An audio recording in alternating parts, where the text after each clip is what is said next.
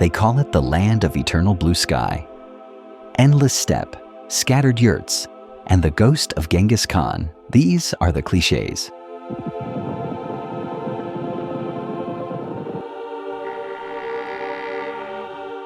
But Mongolia is not a forgotten corner of the world. It is the last living echo of a nomadic empire, a place where the past has not disappeared but adapted, where ancient rhythms meet satellite internet and mining trucks.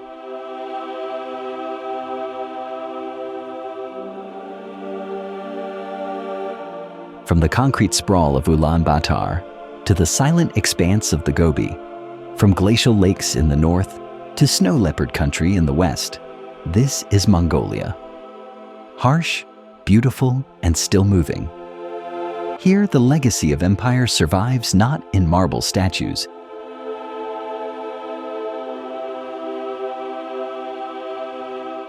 but in the way families still move with their herds, following grass and water.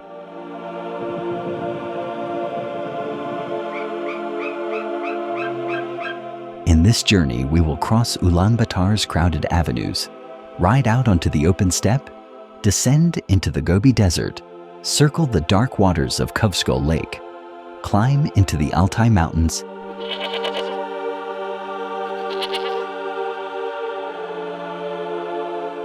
and follow the seasons of nomadic life. To understand how a nomadic empire lives on in the 21st century, we begin where its worlds collide, the capital.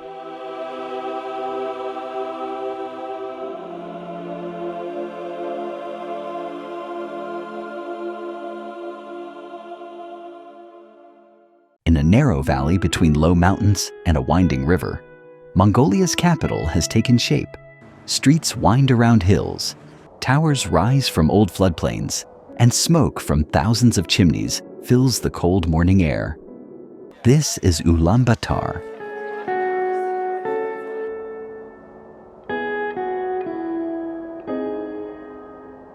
In winter, the city survives at impossible temperatures.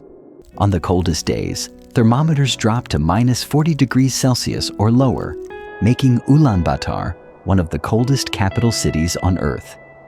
Pavements turn to ice, and the river freezes into a pale sheet of white.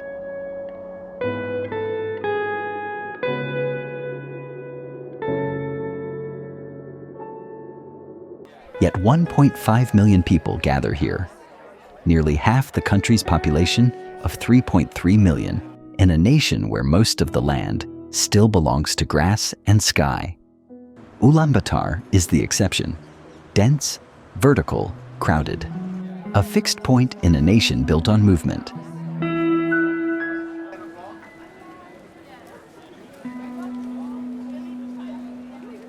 At its core lies a broad, open square of stone and glass. Government facades look down on a bronze rider, banners stirring in the wind, children chasing pigeons between flagpoles and fountains. This is the stage on which modern Mongolia presents itself to the world. Ministries, parliament, and the careful geometry of national power.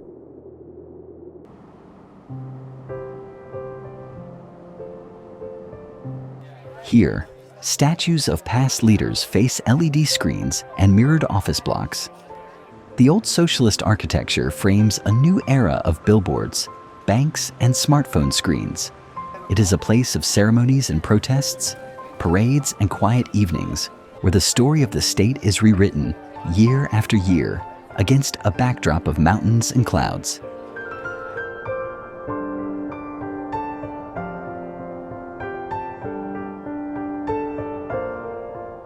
Beyond the square, the city changes. The glass fades into concrete, the marble into peeling paint. Entire districts are built from the same repeating shape. Soviet-era apartment blocks lined up in long gray ranks. They were designed for efficiency, not beauty. Walls crack in the frost, stairwells echo, windows glow in the early dark of winter.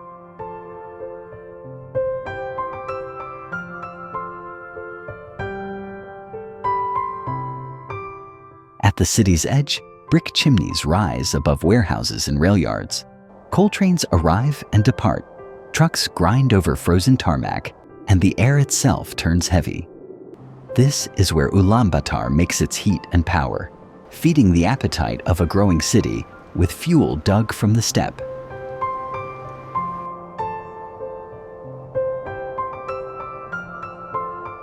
In the coldest months, the smoke barely rises. It spreads instead, trapped by the valley walls, curling back down over streets and courtyards. The land of the eternal blue sky becomes, for a season, a bowl of haze. Sunlight filters through a veil of dust and coal, and the price of warmth is written across the horizon.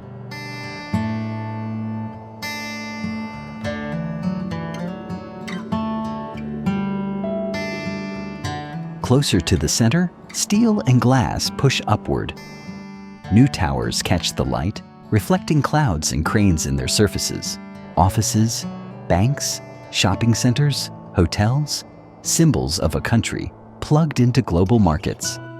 Inside, elevators whisper, computer screens glow, and deals are made far from the wind and dust of the open steppe.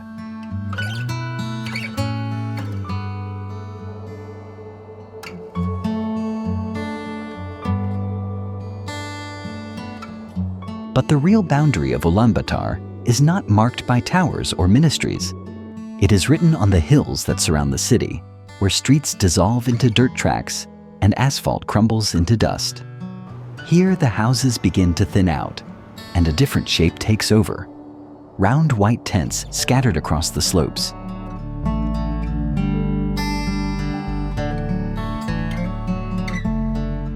These are the Ger districts, where former herders and their families have brought the portable homes of the countryside into the capital.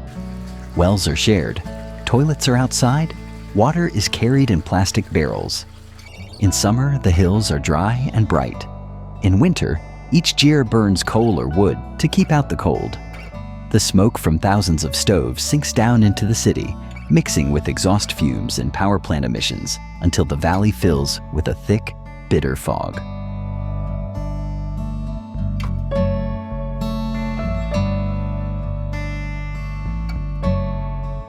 On some mornings, the mountains around Ulaanbaatar disappear entirely. Children walk to school through air that stings the lungs, and the sun is reduced to a pale disk behind a curtain of gray. The eternal blue sky is still there, above it all, but from the streets, it feels very far away. This is the cost of rapid change, a city racing into the future while its infrastructure struggles to keep pace.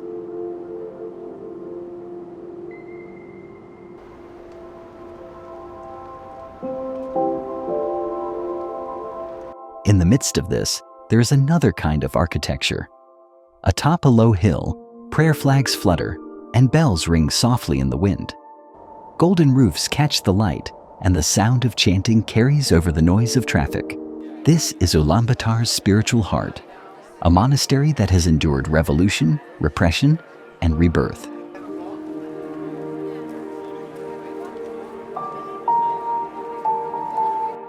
Monks circle rows of prayer wheels, their hands tracing the same paths their predecessors walked before the age of factories and fiber optic cables.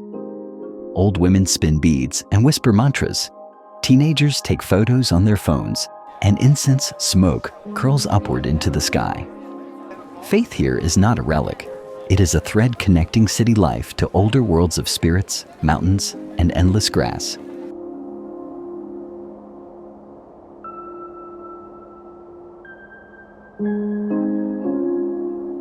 Ulaanbaatar is a contradiction made solid. Nomadic nation, fixed capital, communist past, capitalist present, sacred spaces and power plants sharing the same horizon. Trains depart its stations for distant provinces, buses and trucks fan out along cracked highways, and flights cross the sky toward deserts, lakes, and mountains. Every journey in modern Mongolia begins or ends here, in this crowded valley city that holds the country's politics, its money, and many of its dreams.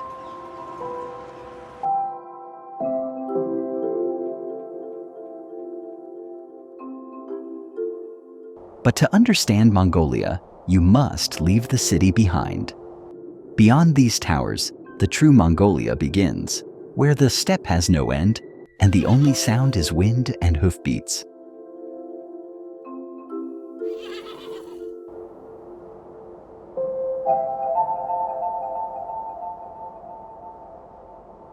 Beyond the last apartment block, the pavement frays into dust, and the skyline dissolves. The city falls away behind the hills, and the land opens, wider, and then wider still. Houses grow small, then rare, until there is only grass, sky, and the occasional white circle of a gyre on the horizon.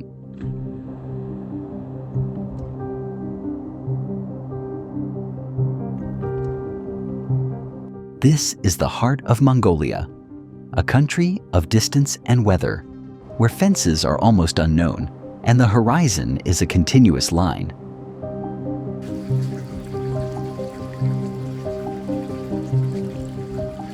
In the center of the country, the land folds into broad open basins, with rivers shining like metal in the sun. One of them has carried people and herds for centuries. Its valley is a long corridor of grass and history, framed by low mountains and ancient burial mounds. Horses graze along its banks, and gyres dot the slopes like scattered pearls. This is the Orkhon, the river around which empires once rose and fell.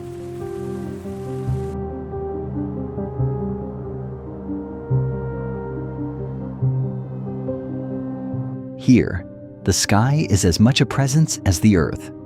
Clouds drift slowly, shadows crossing whole herds in a single sweep. Rain can be seen coming from kilometers away, a dark curtain on the edge of sight. There are no walls, no hedges, no straight lines imposed by surveyors, only the natural curves of hills and the tracks made by hooves and wheels.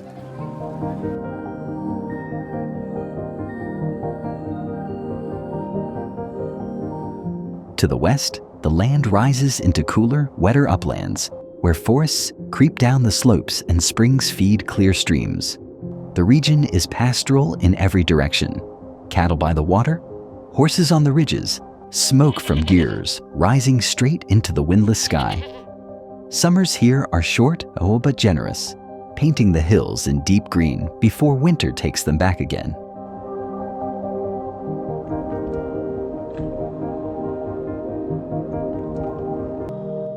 Further north and east, the grasslands thin and thicken in turn, following the patterns of rain and soil. Some valleys are crowded with animals, others lie quiet, waiting for a family to arrive.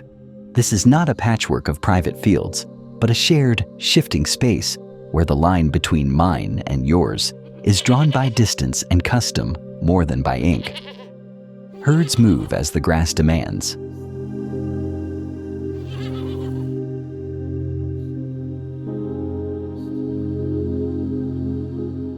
Life on this open stage centers on a single structure. The gyre, a portable home refined over centuries. Lattice walls, felt layers, curved poles, and a stove breathing smoke through the roof.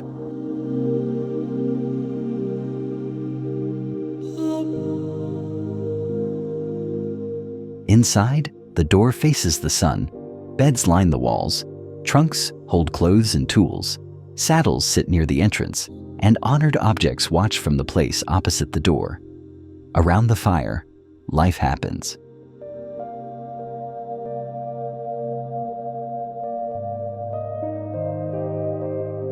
When the grass grows tired, the house itself moves, folded and rebuilt on a new horizon in a single day.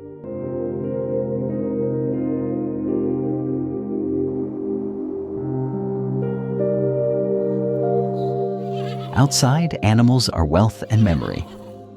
Horses are everywhere. Children ride almost as soon as they can walk. On these backs, messages once crossed continents, the empire gone, its logic of movement still written in trails and hoofprints.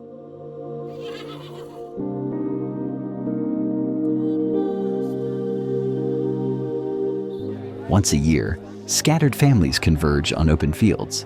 Tents rise, flags snap, horses and trucks fill the hillsides. For a few days of Nadam, empty grassland becomes a temporary capital of its own.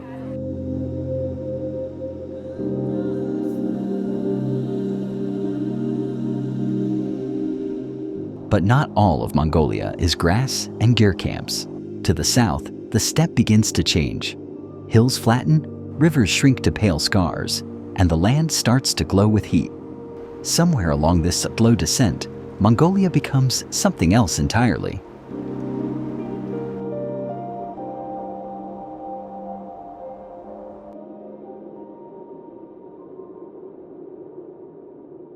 This is the Gobi, one of the largest, coldest, and emptiest deserts on Earth. More than 1.3 million square kilometers of stone, sand, and silence stretching across southern Mongolia and northern China.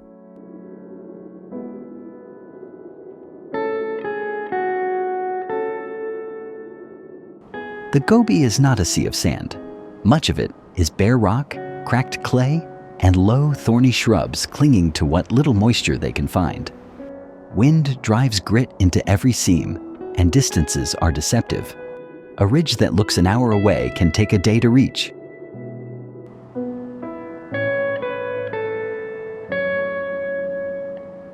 In winter, temperatures can drop to -40 degrees Celsius.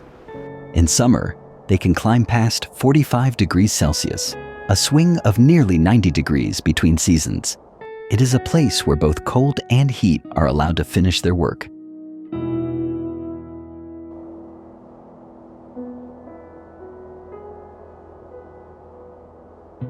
And yet, in one valley, the stereotype appears.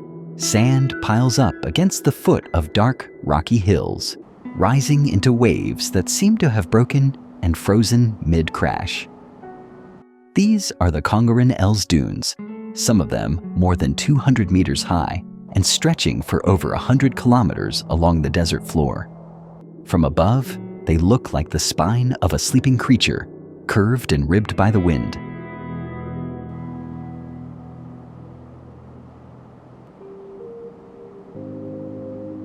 Climbing them is an exercise in humility.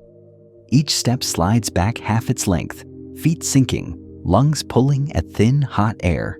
At the top, the view falls away in all directions: sand, rock, sky, and the faint green line of a river far below.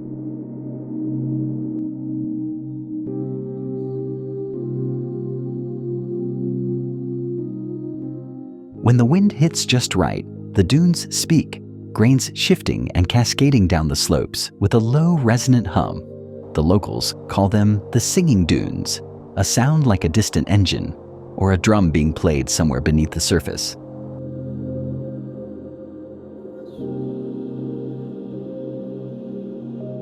Far to the east, another color dominates.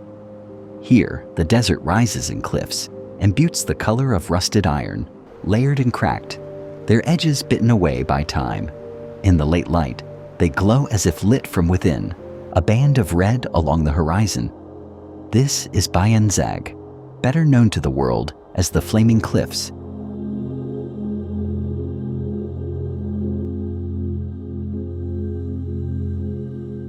It was in these gullies and ravines that some of the first dinosaur eggs ever seen by science were found. Bones, eggshells, and tracks lie locked in the stone, remnants of a world that existed long before grass, horses, or humans. To walk here is to move through a library where the books are buried, their pages turned by erosion instead of hands. The desert that seems so empty today is, in another sense, crowded, with histories far older than our own.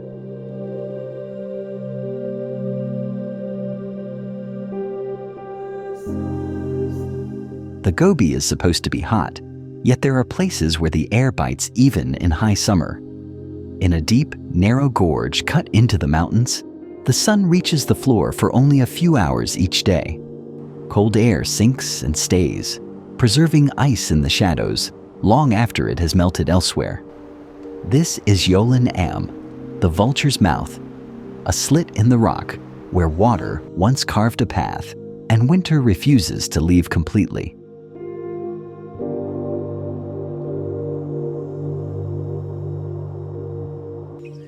Even here, life finds a way to hold on.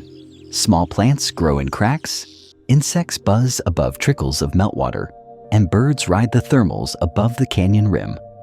Between fire and ice, the Gobi makes its own rules, creating microclimates that feel like fragments of other worlds dropped into this one.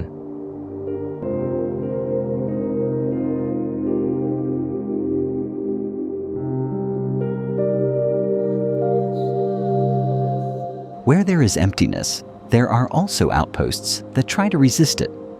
One of them sits at the junction of dirt roads and the promise of fuel, a desert town of low houses, dusty streets, and the vertical lines of cell phone towers. This is Ulaanbaatar, a hub for tourists, herders, and workers heading deeper into the Gobi.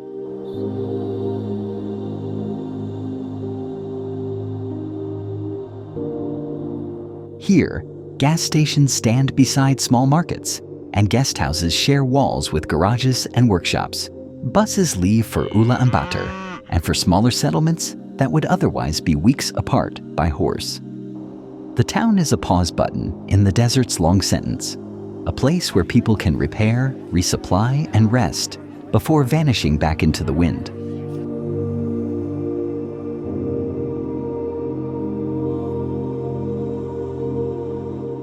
Farther south and east, the ground is carved open in other ways. Black seams of coal lie beneath the sand and gravel, and in the last few decades, they have been exposed and exploited. The mining basin near Tsokhtsetsi is one such wound. Terraced pits, conveyor belts, heavy machinery crawling along roads cut directly into the earth.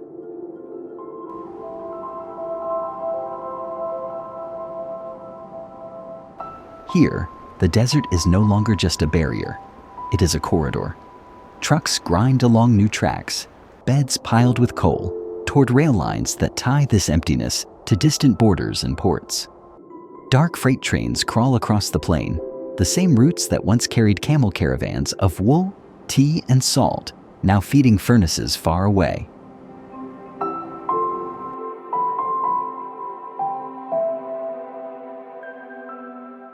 Between mines and roads, old desert life persists.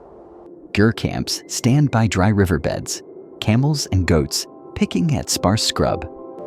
Water is hoarded, routes planned around wells and springs.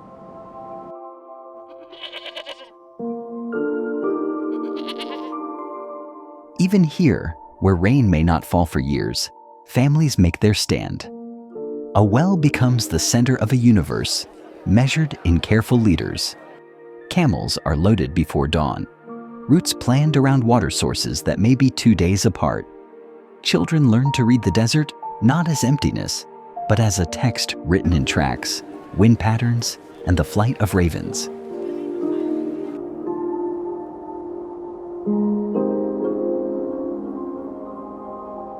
Two humped Bactrian camels, built for blizzards and dust storms, still carry loads where engines fail.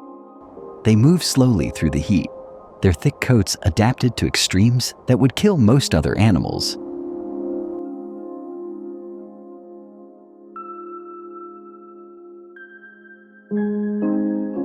At night, the desert reveals its other face. Without city lights to compete, the Milky Way sprawls across the entire dome of sky, so bright it casts shadows. Temperature plunges 30-40 degrees from the daytime high. The same land that burns by day becomes cold enough to freeze water in a cup left outside the GR.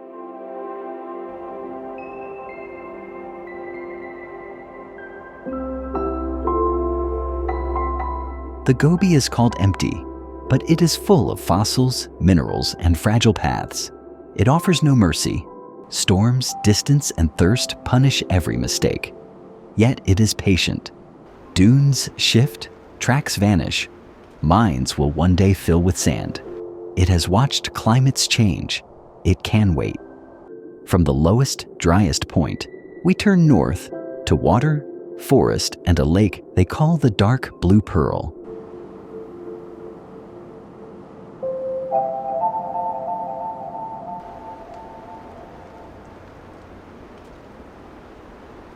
North of the steppe and desert, the land tightens into valleys and dark hills. Pines close around the road, rivers run colder, and the light itself seems different, clearer, sharper, thinner.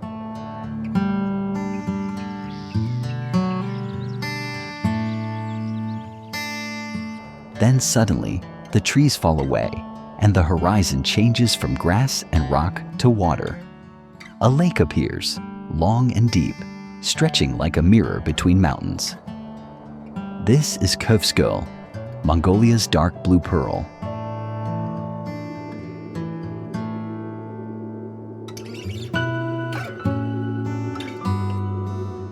From the air, Khuvsgul seems less like a lake and more like an inland sea.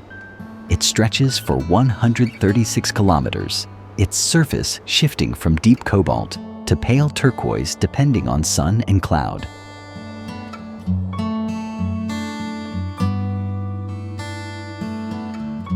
At its deepest point, the lake bottom lies 262 meters below, cold, dark, and connected through underground channels to Lake Baikal across the Russian border. On calm days, the water mirrors mountains so perfectly that the horizon disappears. Sky and lake become a single, continuous field of blue. This is one of the world's largest freshwater reserves, holding nearly 2% of all the Earth's accessible fresh water.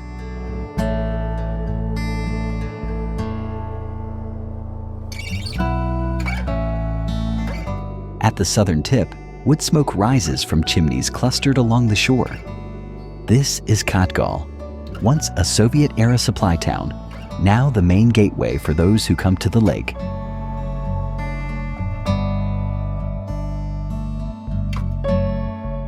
Here, wooden houses stand beside gers, and boats share space with saddled horses and yak carts. In summer, families camp along the shoreline, their animals grazing just meters from the water's edge.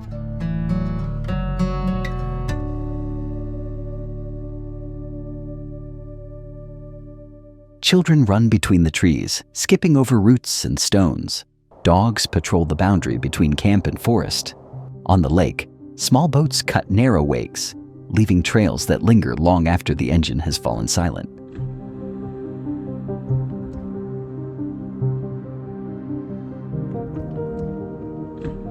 Beyond the village, the shoreline enters a protected world of forest and stone. The lake is wrapped in a national park, its edges guarded by rangers and mountains instead of walls.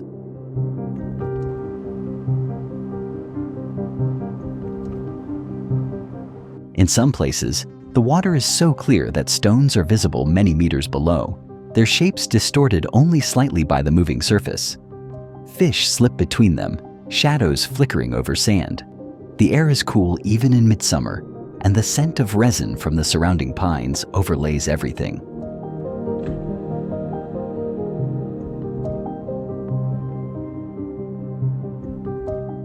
To the west, a sawtooth line of peaks rises from the water's edge. This is the Corridor Saridag Range, a wall of limestone and rock that catches clouds and shadows in equal measure.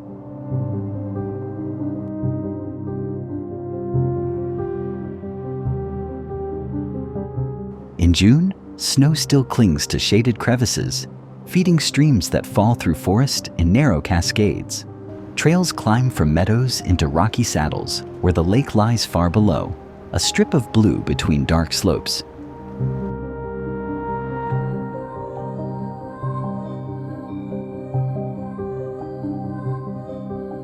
In winter, that water disappears beneath a hard, glassy plain. Temperatures plunge, storms sweep in from Siberia, and straight tracks cross the frozen surface. Cracks zigzag like lightning in ice. Air bubbles hang in blue depths, and the lake groans under the weight of passing trucks.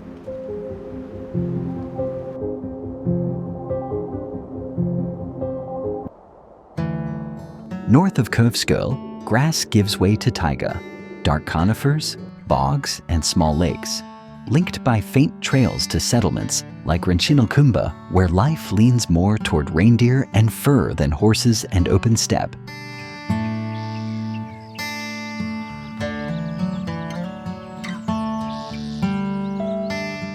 Here, Mongolia feels less like Central Asia and more like an extension of Siberia. Winters are longer, nights colder, and silence deeper. Mist hangs in the trees at dawn, and animal tracks crisscross the snow long before the first human footprints appear.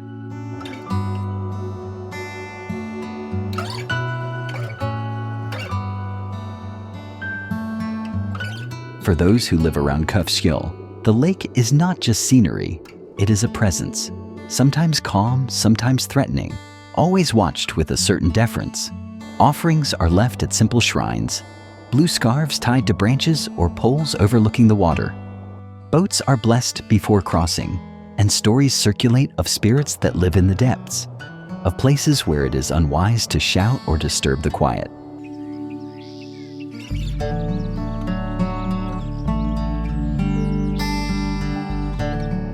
Khuvsgul is called the dark blue pearl, not only for its color, but for its function. It holds something precious in the middle of harsh lands: fresh water, sheltering forests, and a sense of stillness that is rare in a country defined by movement. It is also a boundary. Standing on its shore, you are at the point where Mongolia's world of grass and horses touches a different realm of ice, conifers, and reindeer, where the steppe ends and Siberia begins.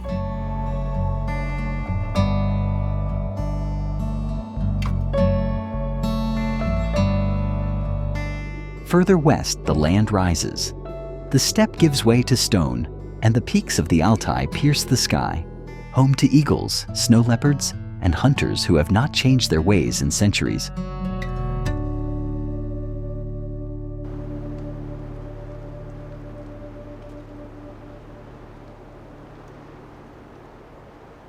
Beyond Khuvsgul, the land begins to gather itself. Hills stiffen into mountains, rivers cut deeper channels, and the sky seems to sit lower on sharper horizons. The steppe loses some of its softness. Stone takes over from grass. This is the Altai, Mongolia's far western wall.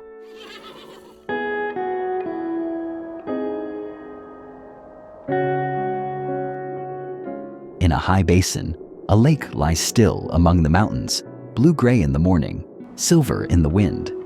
This is Tolbo Nur, cold even in summer, its surface often ruffled by weather sweeping down from the passes.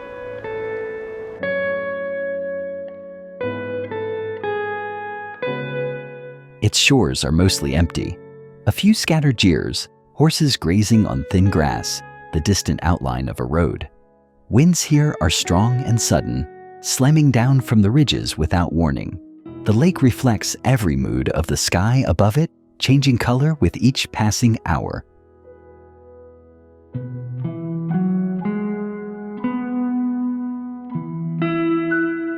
To the south and east of the lake, the mountains and plateaus of Khovd spread out in long bands of rock and grass.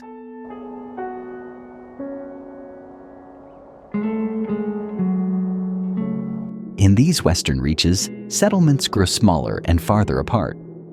A single gyr can be the only sign of human life for kilometers, its white walls dwarfed by slopes and snowfields. Roads may exist on maps, but in reality, they are little more than tracks pressed into gravel and frost.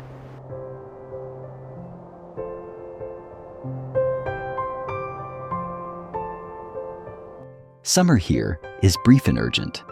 When the snow retreats, herds are driven up to pastures above the tree line, where the grass is fresh but sparse. The days are long, but the calendar is short. Every grazing session is a race against the return of winter. Every move a calculation of forage, water, and shelter.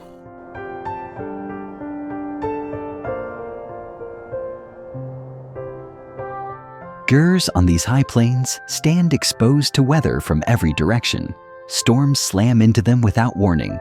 Inside, stoves burn almost constantly, blurring the line between outdoors and in. Even in summer, nights can freeze. Frost crusts the ground at dawn, ice rims the streams, and the nearest town can be days away.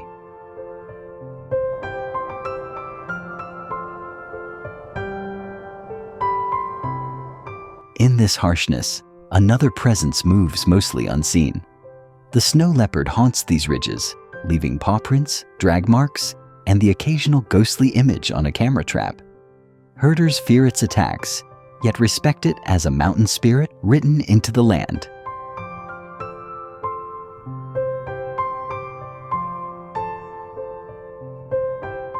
The Altai feel like an ending, Mongolia folding against Russia, China, Kazakhstan. For herders, the border is just a horizon.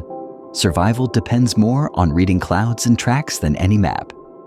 The Altai are the edge, the frontier.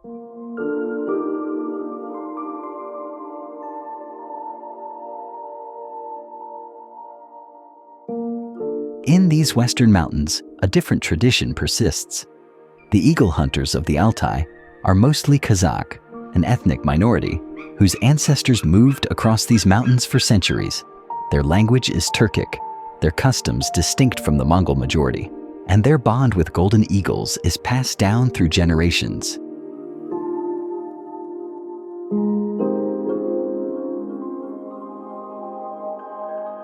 A hunting eagle is not tamed in the way a horse is broken. It is persuaded, trained through patience and respect. A hunter may spend years with a single bird, learning its moods, its strengths, the subtle shifts in posture that signal hunger or readiness.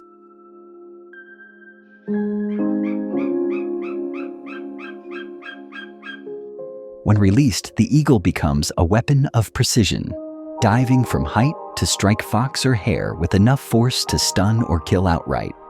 The hunt itself is a performance of patience. Hours can pass in cold silence, rider and bird scanning the valleys below. Then, in a single moment, everything accelerates: the release, the dive, the strike. What follows is not sport, but survival measured in pelts and meat.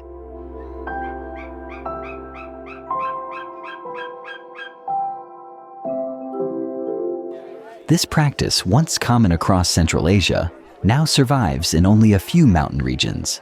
The hunters who remain are not doing it for tourists or folklore. They are doing it because their fathers did, and because these mountains demand skills that cannot be learned in cities.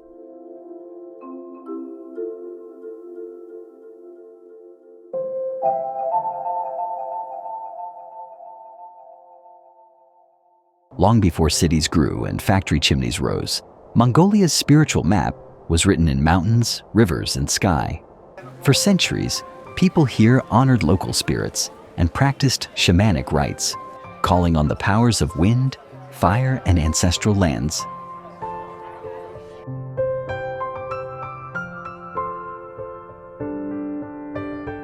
Then, from the south, a new current arrived. Tibetan Buddhism crossed the steppe with lamas and texts, slowly weaving itself into the fabric of nomadic life.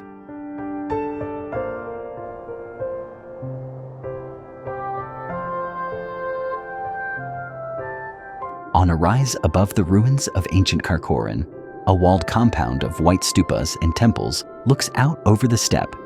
This is Erdene Zu, one of Mongolia's oldest Buddhist monasteries, founded in the 16th century when Khans embraced Buddhism as a state faith.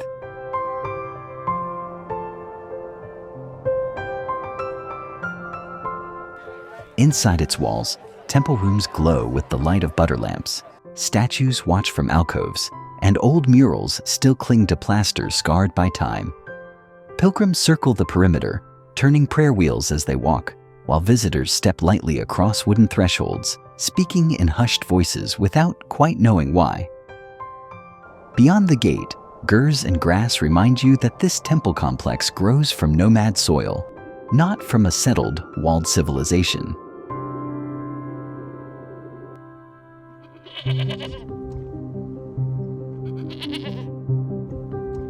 Far to the north, in a quiet valley of the Selenge region, another monastery rises from the landscape like an island of red and gold. Amarbayas Galant was built in the 18th century, its architecture echoing Tibetan and Chinese forms, yet firmly rooted in Mongolian earth.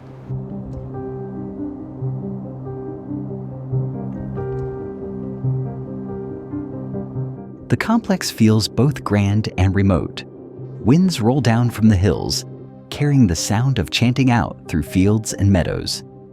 Young monks in maroon robes hurry along stone paths, smartphones sometimes hidden in their sleeves, while older lamas move more slowly, eyes half closed, lips moving through familiar texts.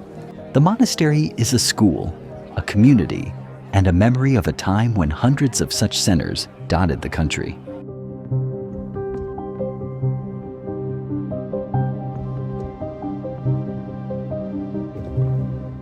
Before the 20th century, monasteries were everywhere, thousands of them, housing a vast portion of the male population. They were centers of learning, art, and ritual, and their influence reached deep into everyday life.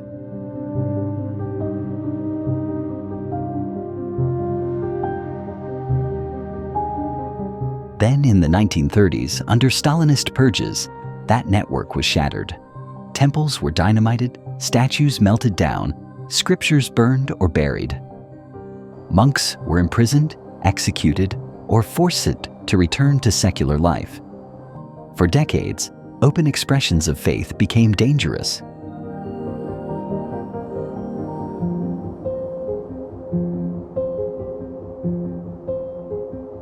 Many monasteries vanished completely, leaving only foundations and fragments of stone. Others survived as museums or were quietly tended by a handful of believers waiting for a different political wind.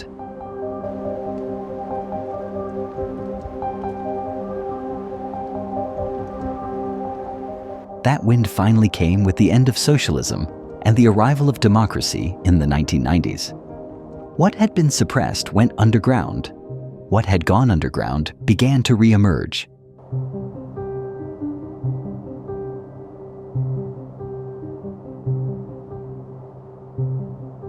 In the capital, faith returned visibly to the skyline. On a hill overlooking Ulaanbaatar, temple roofs and prayer flags rise above apartment blocks and traffic. This is Ganden Monastery, the city's main living Buddhist center.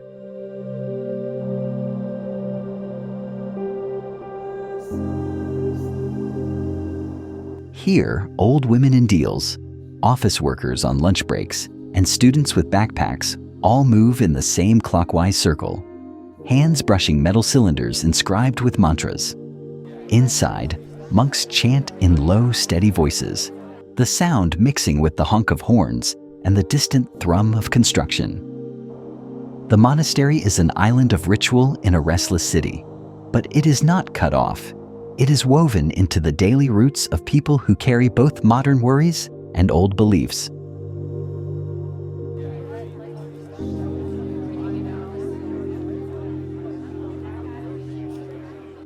Far from these temple complexes in the open country, faith takes other shapes. On windswept passes and lonely hilltops, piles of stone and wood are wrapped in blue and white scarves. These are ovus, cairns that mark sacred points in the landscape.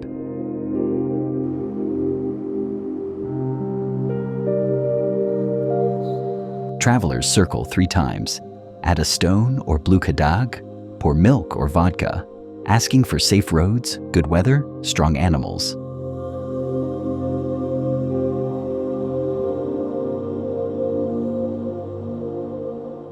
Inside jirs, small altars with images and incense stand beside saddles, ropes, phones, and solar batteries. Faith moves with the family.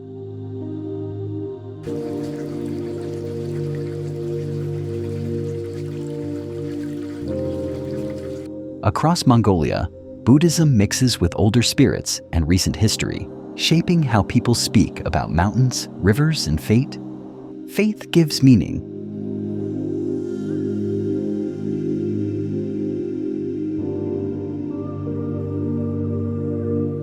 But survival demands movement.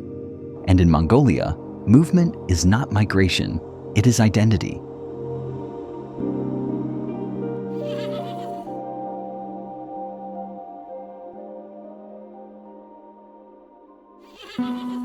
For nomads in Mongolia, the year is not a straight line from January to December. It is a circle, traced again and again over the same valleys and ridges. Camps rise and fall. Herds swell and thin, and the same places are visited in different moods of light and weather. Survival is not a matter of staying put, but of following this loop without losing step.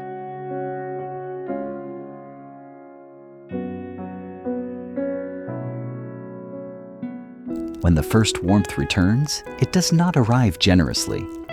Spring on the steppe is a fragile truce between winter and summer, mud, wind, and sudden storms.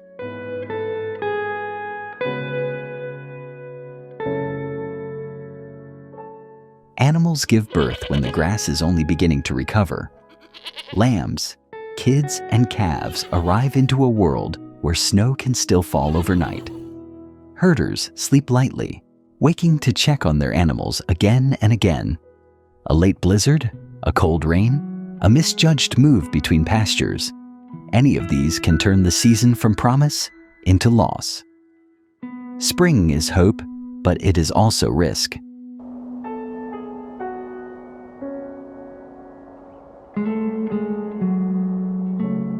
As the weeks pass, the land finally answers. Green spreads across hills and plains, rivers swell with meltwater, and the camps lift and move.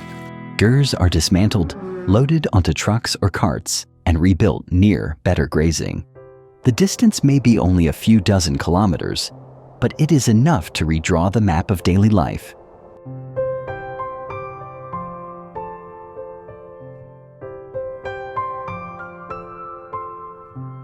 By early summer, the steppe is at its most generous.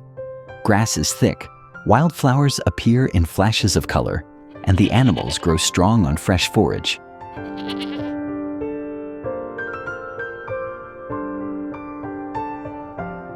Work intensifies. Milking begins before sunrise and ends after sunset. Milk is boiled, churned, fermented, dried. Inside and outside the gyr, shelves fill with cheeses, curds, and butter. Erag, fermented mare's milk, is stirred in tall wooden churns, its sourness carrying the taste of long rides and hot days. Summer is abundance, but it is not rest.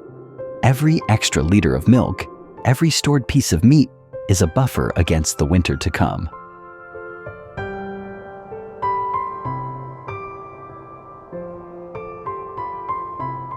Movement continues, following the arc of grass as it grows, peaks, and fades. A family might shift camp 2, 3, or 4 times in a year, steering their herds away from overgrazed land and into new pastures. There is no fence to tell them where to stop, only custom, negotiation, and the quiet understanding of boundaries shared with neighbors.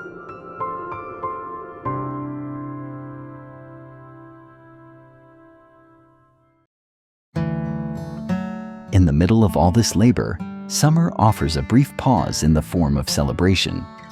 On the outskirts of towns and in wide open fields, people gather for Nadam.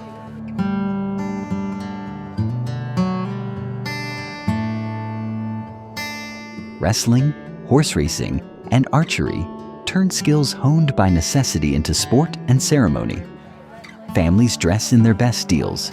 Children run between stalls of food and trinkets, and the emptiness of the steppe briefly feels like a stadium. For a few days, scattered households become a crowd, and the pride of being herders, riders, and descendants of riders takes a visible form.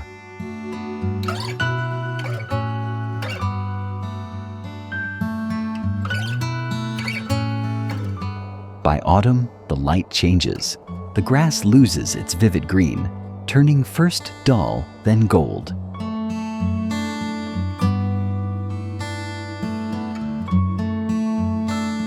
This is the season of preparation.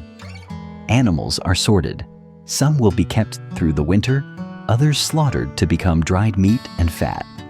Dung is collected and stacked in neat piles to burn later as fuel. Tools are repaired, ropes checked, stoves cleaned. The camp feels busier and more serious. The margin for error shrinks with each shorter day.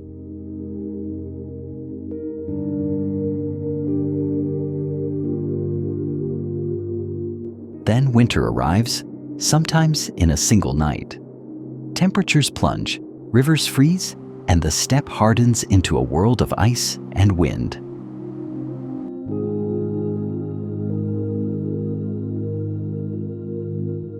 Gers are wrapped in extra felt, doors half buried in drifts. Outside, animals scrape through snow for any grass the wind has left bare, while inside, stored meat and dairy decide how a family eats.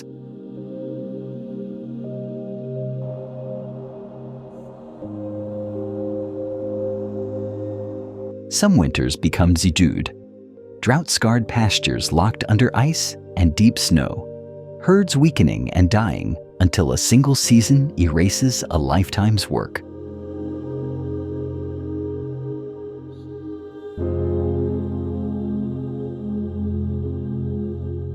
Around the stove, children study on screens and dream of cities, while elders still measure life in foals and winters.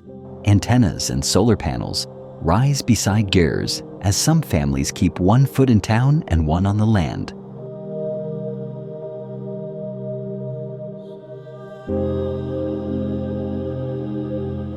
Mongolia stands at a crossroads.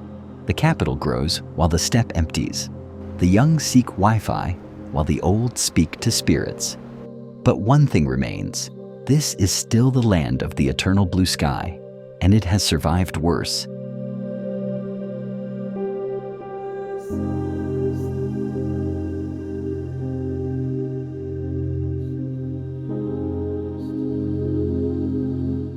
From the concrete valley of Ulaanbaatar to the open steppe and its moving gears,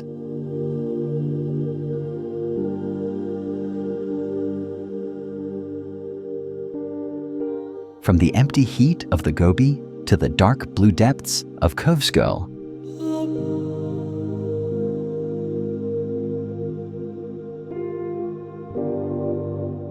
and the frontier peaks of the Altai,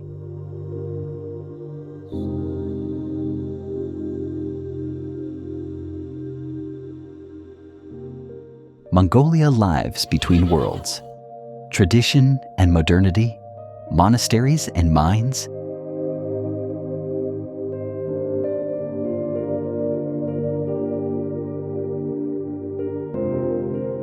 City lights and starlit pasture.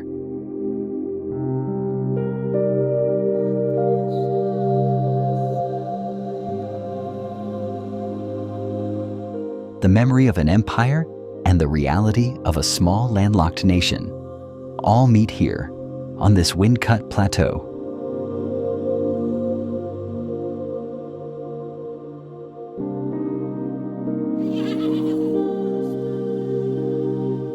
Mongolia is not frozen in the past. It is not rushing to the future.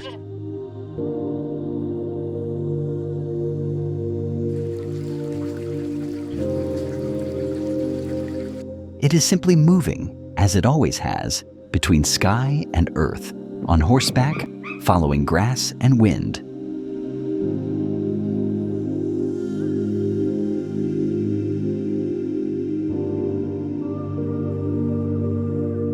The last nomadic empire may be gone, but the last nomadic people remain.